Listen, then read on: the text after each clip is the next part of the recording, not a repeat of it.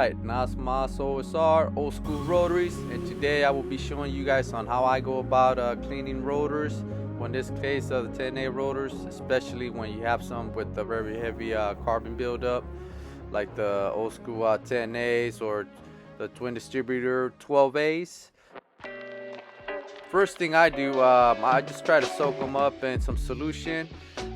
You'll see me use some purple cleaner degreaser. It's made by Zep. This stuff is really strong. I'm spraying it here, and just make sure you guys wear some gloves, a dust mask, and some goggles, because this stuff will really irritate your skin, and if you breathe it in, that stuff will have you coughing all over the place.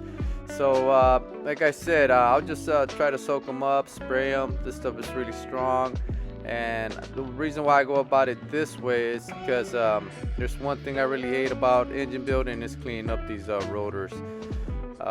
Here I'm using a scraper to scrape off all that heavy carbon buildup. It's just a very efficient way in cleaning these rotors. The last thing I want to do is just leave them soaking overnight, or leave them soaking for a day or two, or for a week. Or I already did that with the WD-40, and that carbon just didn't come off. So this is just a quick way of getting rid of that top layer of carbon buildup. And I'm not digging too hard into the rotors either. You might see some scratches here and there, but that's because that buildup is so thick that any little scratch will show. So you guys will see once I'm done with them. There was no harm done to the rotors. This is just a very fast and efficient way to get the job done the same day. So I'll just go back and forth with the scraper, with the Zep's purple cleaner, and with the wire brush. And as I get closer down to the steel of down to the metal of the rotors, you'll see me just put that scraper down and just focus more on the wire brush. And that's just I found that just to be very efficient, and really it gets the job done sooner. I just hate waiting. So here I'm using the brush and just using the Zep's purple cleaner / degreaser, and as you can see, it's just really getting rid of that light layer of carbon buildup. And as I go and do one rotor, I have the other rotor in the background just soaking, and I'm using the scraper, and it's just a lot of back and forth instead of just focusing on one rotor. Focusing on both rotors. So as one rotor is getting cleaned, the other one's getting soaked. Wire brushing it, the other one's getting soaked.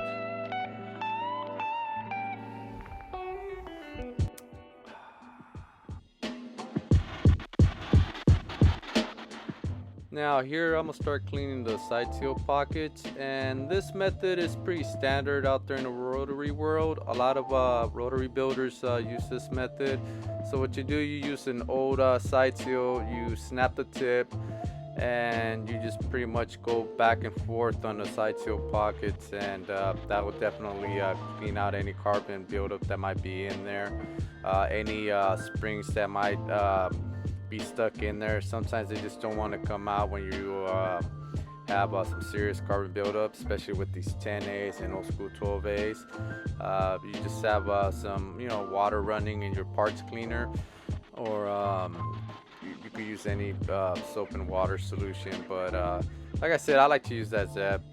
I've been using it for years, and it just helps break down that gunk and that buildup on there. So there I'm using some vice grips just to get those springs out of there. So I'll basically just go back and forth, and this rotor took a while.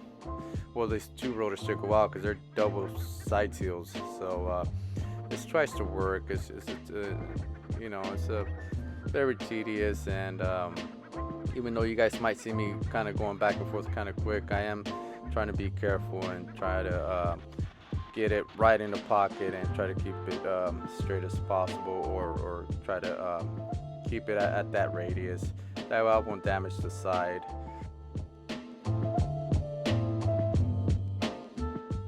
here I'm using a maroon scruff pad. That's a grit 300. They do sell them in different grits, but 300 has always seemed to work for me. It's not too rough, it's not too soft, and you kind of watch yourself from over cleaning the rotors with that 300 grit maroon pad. And I'm still using the zaps, just because I don't want to spend too much time cleaning them up. Like I said, this is the least favorite part of engine building, having to clean these rotors up with the scruff pad and the parts washer and having to remove all that carbon. This is just one area that a lot of guys don't really enjoy doing. I definitely don't. And here I'm getting to the apex seal pockets. I'm using the side seal to clean out the apex seal pockets, and yeah, the side seals, they go a long way. I tend to use it to clean almost every single part of the rotor. You can use it for the apex seals, corner seal pockets, oil control ring pockets, and yeah, the side seals, they really do go a long way, and that's pretty standard in the rotary engine building. So now here what you call flash washing them, just making sure I neutralize any of that acid that might be left from that zaps. I just don't want that stuff to keep eating away any of the rotors metal. And like I said, you got to do this the same day. You don't want to leave them overnight or anything like that. So next step is cleaning the corner seal pockets. I find this to be very efficient. Again, this is something I've always done. I'm using a Dremel. It seems like I'm using the Dremel for every little project for this R100. So if you guys got some project going on, I definitely recommend the Dremel. And here I am once again cleaning the side seal pockets.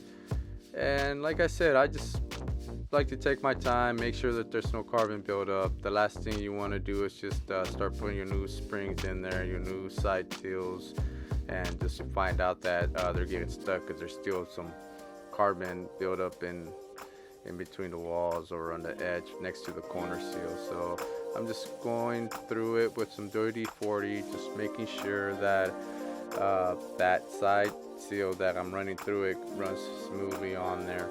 And when you have them in the parts washer, you do tend to miss the area you'll see in there, but this is just a precaution cleaning I do with some WD-40, and it just works for me every time. And it might seem like overkill, but it's definitely needed for these 10A rotors. Here I'm giving them another warm bath with the Zaps cleaner. Now I'm just using a nylon brush and just making sure I get any grime that might be left from the WD-40 and that carbon buildup. I just don't want them anywhere on the rotors. I just want to make sure they're nice and clean because I don't want to have any issues when I'm building the engine, or even when I go and start cutting the side seals, or even when I'm inspecting the rotor. I don't want any of that stuff backing me up. So I am over cleaning these rotors, but like I said, these rotors were sealed with carbon buildup, some surface rust, some gunk. So as you can see, the water's even changing color. So the rotors still needed another cleaning. And this is pretty much the last bath I'm giving them.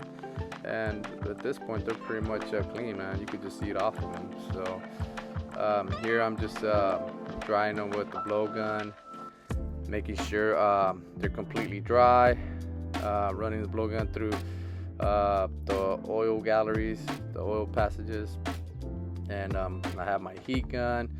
I like to heat them up, and just to make sure they're completely 100% dry. I don't like leaving them overnight to dry. I just like to get them done same day, and that just always has tend to work out for me, using the heat gun and the blowgun. Now here, this is the final stage, or the final process of my cleaning, or the way I go about cleaning these rotors. I just like to give them a coating with some WD-40, just just to keep them from rusting, or you know, just sometimes when you clean these parts and they might be completely dry, just sometimes the moisture in the air tends to get to them and they'll start rusting. Maybe not right away, but you know, throughout the days and weeks, you'll see them kind of rust a little bit here and there. So this is a method I've always used, especially if I'm not gonna work on them right away. So I'm just gonna go ahead and give them just a visual inspection, make sure there's no carbon buildup or any kind of grime left on them, and just go ahead and clean them up with the WD-40. Now, if you're planning on storing these for more than like a month or a year, another neat method is just Vaseline. Could you just coat them with a thin layer of Vaseline and just wrap them up in some shrink wrap paper and just put them in a shelf until you're ready to reuse them. That's a pretty old school and standard method that's been used, especially if you're not going to work on them right away, maybe a month or two from now.